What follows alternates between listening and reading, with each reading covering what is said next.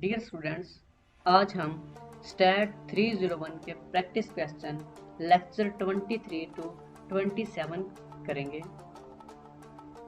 पहला क्वेश्चन है, let x be a random variable with probability distribution.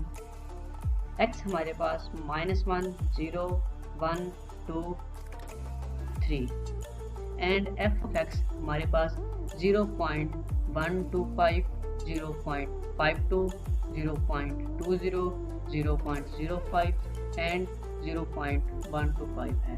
Find e of x। e of x mean expected value of x। Expected value of x find करने के लिए students जो हमारे पास formula होता है वो ये होता है कि सबसे पहले x को f ऑफ x के साथ मल्टीप्लाई किया जाए, फिर इनको जो आंसर आएंगे उन सबको सम किया जाए। तो हमारे पास जो इनको सम करने के बाद जो आंसर आएगा वो हमारा एक्सपेक्टेड वैल्यू ऑफ x का आंसर होगा। सोल्यूशन हमारे पास है x -1 को हमने जब f ऑफ x 0.125 के साथ मल्टीप्लाई किया तो हमारे पास आंसर आ गया -0.125 एंड सेकंड भी 0 को जब 0.50 के साथ मल्टीप्लाई किया गया हमारा आंसर आ गया 0। 1 को 0.20 के साथ मल्टीप्लाई किया गया हमारा आंसर आ गया 0.20। 2 को 0.01 के साथ जब मल्टीप्लाई किया गया तो हमारा आंसर बन गया 0.10। 3 को 0.125 के साथ जब मल्टीप्लाई करेंगे तो हमारा आंसर आएगा 0.375 एंड देन जब हम तमाम वैल्यूज को -0.125, 0, 0.20, 0.10, 0.375 को जब हमने ऐड किया सबको हमारे पास जो सम करने के बाद इसका आंसर आया वो आया 0.55। हमारे पास इस क्वेश्चन का जो आंसर है वो है एक्सपेक्टेड वैल्यू ऑफ x हमने फाइंड करना था वो हमारे पास 0.55 है। नीचे स्टूडेंट्स इसका फार्मूला गिवन है sum of x multiply by f of x, हमारा आंसर बन गया 0.5। अब नेक्स्ट क्वेश्चन पे चलते हैं। Question number 2, from the following joint probability distribution find g of 2। g of 2 find करने का मतलब ये है हमारे पास एक क्वेश्चन है इसमें हमारे पास जो ये वाली वैल्यूज हैं ये दो x की हैं और ये वाली 3 वैल्यूज y की हैं। तो g of 2 फाइंड करने का मीन ये है कि इसमें हमारे पास जो x है वो यही वाली वैल्यूज आएंगी और जो y वाले हैं उनको चेंज करके सबको सम अप करेंगे। तो इसके सोल्यूशन की तरफ चलते हैं। g of 2 हमारे पास y1 से लेकर 5 मीन ये कि जो हमारे पास क्वेश्चन था y यहाँ पर 1 है, 3 है, 5 है, तो y1 से लेकर 5 तक सब वैल्यूज आएंगी और जो x है वो जस्ट 2 आएगा। तो हमने लिखा है यहाँ पर सम of y1 to 5 f of 2y। हम जानते हैं पहली वैल्यू x की होती है इसलिए x की जगह पर 2 फिक्स कर दिया गया, जबकि y की जगह पर वेरिएबल रह गया y1 होगा, फिर 3, फिर 5। जब सम करेंगे सबसे पहले वाली हमारे पास क्या है 2 × y की 1, तो 2 और y1 जो है हमारे पास ये बनता है 0.10 एंड जब 2, 3 देखेंगे तो ये हमारे पास 0.20 और जब 2, 5 देखेंगे तो ये हमारे पास 0.10। तो सेम वैल्यू यहाँ पर मैंने सम अप में लिख दी कि 0.10 हमारे पास 2, 1 का आंसर आ गया, फिर 2, 3 में जो था वो हमारे पास 0.20 और जो 2, 5 में था वो 0.10 है। जब हमने सबको सम किया तो हमारे पास आंसर आ गया 0.40। ये हमारे पास g of 2 का आंसर आ गया। अब चलते हैं क्वेश्चन नंबर 3 की तरफ। तो क्वेश्चन नंबर 3 हमारे पास suppose x has a PD given by, PD means probability distribution, given by हमारे पास x है -1, 0, 1, f of x 3c, 3c, 6c। Determine the value of c, हमने c की वैल्यू फाइंड करनी है। स्टूडेंट्स प्रोबेबिलिटी डिस्ट्रीब्यूशन का जो formula होता है उसके लिहाज से अगर कोई फंक्शन प्रोबेबिलिटी डिस्ट्रीब्यूशन फंक्शन है तो उस तमाम वैल्यूज़ का सम 1 के इक्वल आएगा। तो इसलिए हमारे सोल्यूशन पे चलते हैं। लेकिन f of x is a probability distribution function if, उसी वक्त ही हमारे पास प्रोबेबिलिटी डिस्ट्रीब्यूशन फंक्शन होगा अगर सम ऑफ ऑल फंक्शंस की वैल्यू इज इक्वल टू 1 आ जाए। तो मीन्स ये कि हमारे पास यहाँ पर तमाम वैल्यूज़ का सम जो है 3c, 3c एंड 6c, इसका आंसर इज इक्वल टू 1 होगा। हमने यहाँ पर जब वैल्यूज पुट की तो इसको सम करते हैं 3c + 3c + 6c, ये हमारे पास बन गया 12c। तो 12c इज इक्वल टू 1 आ गया। 12c के साथ मल्टीप्लाई हो रहा है, जब दूसरी तरफ जाएगा तो डिवाइड हो जाएगा, तो c हमारे पास 1/12 आ गया। स्टूडेंट्स, हमने इस क्वेश्चन में c की वैल्यू फाइंड करनी थी और वो हमारे पास 1/12 है। अब क्वेश्चन 4 की तरफ चलते हैं। क्वेश्चन 4 हमारे पास है let x be a continuous with respect to probability distribution function f of x is equal to 6x into 1 minus x 0 to 0 less than or equal to x and x less than or equal to 1। Mean ये कि जो x है वो 0 से लेकर 1 तक हमारे पास जो फंक्शन बनता है वो हमारे पास f of x is equal to 6x into 1 minus x है। और इसके अलावा अगर हम 1 से बड़ी वैल्यू या 0 से छोटी वैल्यू पुट करेंगे तो हमारे पास जो फंक्शन आएगा वो 0 आएगा। तो प्रोबेबिलिटी डिस्ट्रीब्यूशन फंक्शन में तमाम वैल्यूज का सम 1 के इक्वल होता है। तो हमने चेक करना है क्या ये हमारे पास function f of x is equal to 6x into 1 minus x ये प्रोबेबिलिटी डिस्ट्रीब्यूशन फंक्शन है या नहीं है। तो इसके सोल्यूशन की तरफ चलते हैं।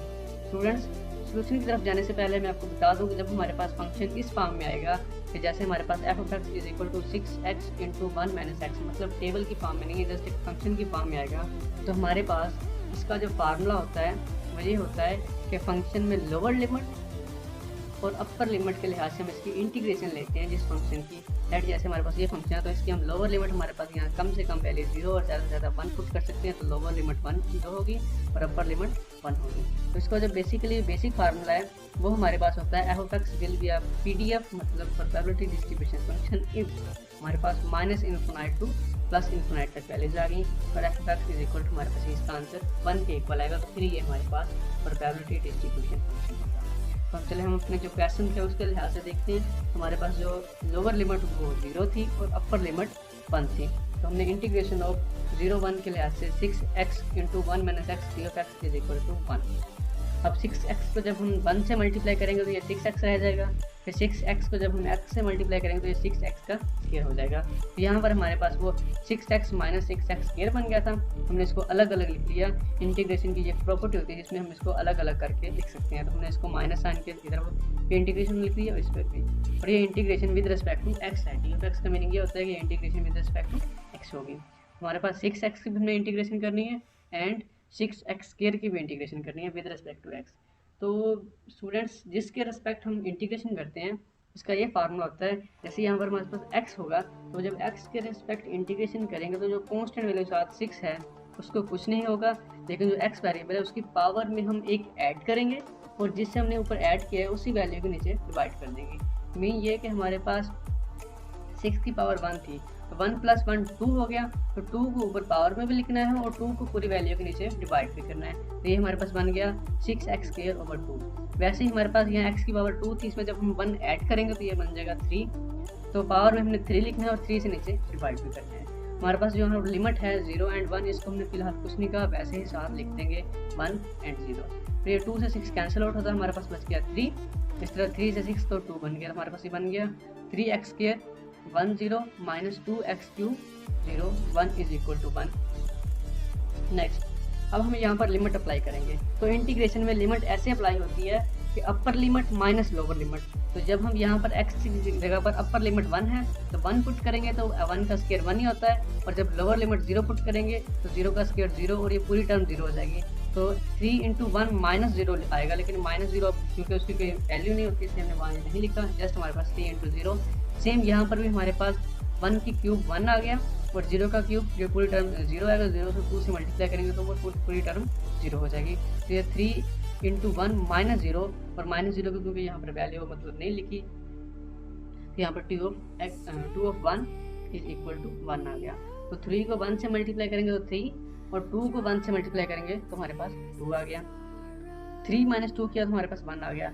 क्योंकि हमने पूरा सॉल्व किया तो हमारे पास जो इसका आंसर है वो 1 आया है, तो लेफ्ट साइड राइट साइड के इक्वल आ गया, तो हेंस प्रूव हो गया है जो हमारे पास फंक्शन f of x है is a PDF mean probability distribution function. चलिए अब हमारे आज के लास्ट क्वेश्चन नंबर 5 पे चलते हैं।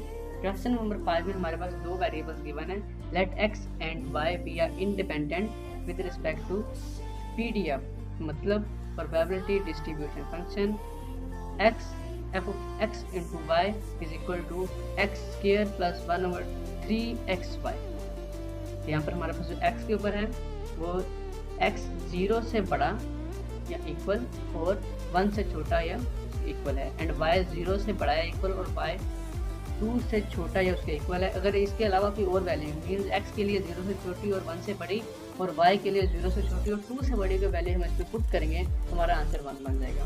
और PDF जो हमारे पास होता है मतलब उसके अंदर ये कंडीशन होती है कि इसका जो हमारे पास सम आए वो 1 आए, मतलब उसके अलावा हम कोई वैल्यू पुट नहीं कर सकते। हमने इसकी फाइंड करनी है एक्सपेक्टेड वैल्यू ऑफ x। तो एक्सपेक्टेड वैल्यू होता है x फाइंड करने का फार्मूला हमने स्टार्ट में पढ़ा था।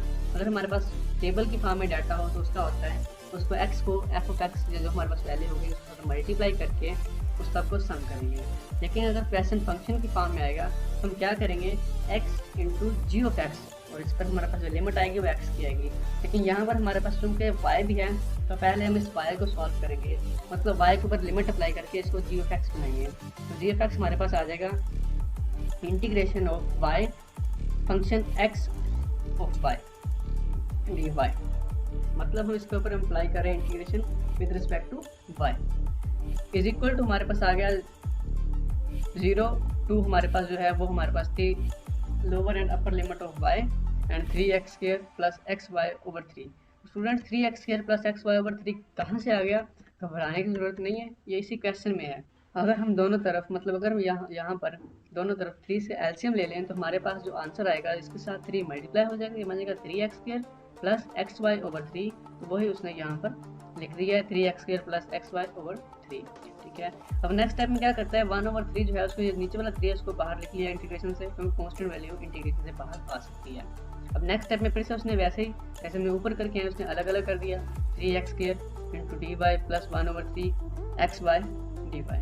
तो यहाँ पर जब हम इंटीग्रेशन अप्लाई करेंगे तो स्टूडेंट्स ये y के लिहाज से होगी। तो यहाँ पर अगर यहाँ पर कोई वैल्यू साथ ना हो तो हमारे यहाँ क्या करते हैं पावर में एक ऐड करना होता है, लेकिन यहाँ पर अगर y है ही नहीं तो हम क्या करेंगे वहाँ पर हम y लिख देंगे। तो हमारे पास इसकी जब इंटीग्रेशन अप्लाई होगी तो ये बन जाएगा 3x² बाय 2 0 प्लस यहाँ पर 1 ओवर 3। तो यहाँ पर जब y था पहले से पावर में एक ऐड करेंगे उससे नीचे डिवाइड, तो पावर में जब ऐड किया तो हमारे पास बन गया 2, तो यहाँ क्या हो गया 2 ओवर 2 आ गया। सेम यहाँ पर हम अपर और लोअर लिमिट अप्लाई करेंगे, तो अपर और लोअर लिमिट अप्लाई करके जब हमारे पास y के यहाँ पर पुट करना था 2 फिर एंड -0, जब 0 पुट करें तो पूरी टर्म 0 होगी, तो जस्ट 2 वाली वैल्यू आ गई। जब हम यहाँ 2 पुट करेंगे तो ये बन गया 2 इंटू 3 6, तो ये 6x² बन गया प्लस यहाँ पर जब हमने y का 2 पुट किया तो ये बन गया 4 का 2 का स्क्वायर 4 बन गया, 4 को 2 से कैंसिल आउट किया तो हमारे पास 2 बच गया, तो यहाँ जस्ट हमारे पास 2x आ गया। फिर हमने इसको सॉल्व किया तो हमारे पास ये बन गया 6x² over 3 plus 1 over 3 into 2x। अब इसको जब हम कैंसिल आउट करेंगे तो ये 3 से 6 कैंसिल आउट हो गया, तो यहाँ पर 2 बच गया, तो 2x² प्लस 2x ओवर 3। ये हमारे पास अब ये वाला जो फंक्शन है ये जस्ट ऑफ x के लिए, पहले हमारे पास x और y दोनों के लिए था, तो हमने इसको पहले y के लिए सॉल्व किया और y की वैल्यू को उसमें से निकाल दिया, तो अब हमारे पास फंक्शन बन गया। ये हमारे पास g ऑफ x फंक्शन है फॉर 0 to 1। अब यहाँ पर हम इसको डोमेन और अपर और लोअर लिमिट अप्लाई करेंगे, तो हमारे पास 0 and 1 है।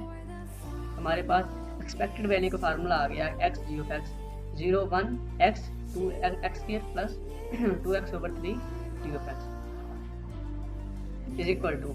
अब नीचे हमने जब इसको सॉल्व करेंगे सेम उसी तरह हमने सॉल्व करना जैसे पीछे किया, तो ये x के लिए जब पहले हमने x को मल्टीप्लाई करके और अलग अलग कर दिया, जब हमने x को 2x के साथ मल्टीप्लाई किया तो ये 2x बन गया, इसके साथ क्या हमारे पास बन गया 2x² ओवर 3।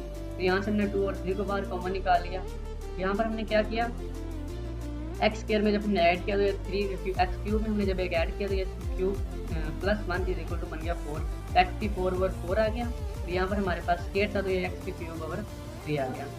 सेम नेक्स्ट हम क्या करेंगे इसको सॉल्व करेंगे, पहले हम x की जगह 1 फिर x की जगह 0, तो जब हमने x की जगह 1 पुट किया तो ये हमारे पास पूरी टर्म आ गई 2 ओवर 4, और यहाँ पर जब 0 पुट करेंगे तो 0 पूरी टर्म हो जाएगी, तो ये हमारे पास 2 ओवर 4 -0 करेंगे तो 2 ओवर 4 बन जाएगा। यहाँ पर भी हम क्या करेंगे सेम वही काम x की जगह 1 और फिर 0, जब हम x की जगह पर 1 पुट करेंगे तो ये बन जाएगा 1 ओवर 3, एंड जब 0 पुट करेंगे तो 0 ओवर 3, और 1 ओवर 3 माइनस 0 ओवर 3 करेंगे तो हमारे पास आंसर 1 ओवर 3 आ जाएगा। इसको हमने जब इससे मल्टीप्लाई किया तो ये बन गया 2 ओवर 9, तो 1 ओवर 4, 2 को 4 से कैंसिल आउट किया तो यहाँ पर ओवर 1 नीचे 2, 1 ओवर 2 प्लस 2 ओवर 9 किया तो हमारे पास 18 आ गया, ऊपर 11 ओवर 18, तो हमारे पास expected value of this function is 11 over 18। Thank you so much.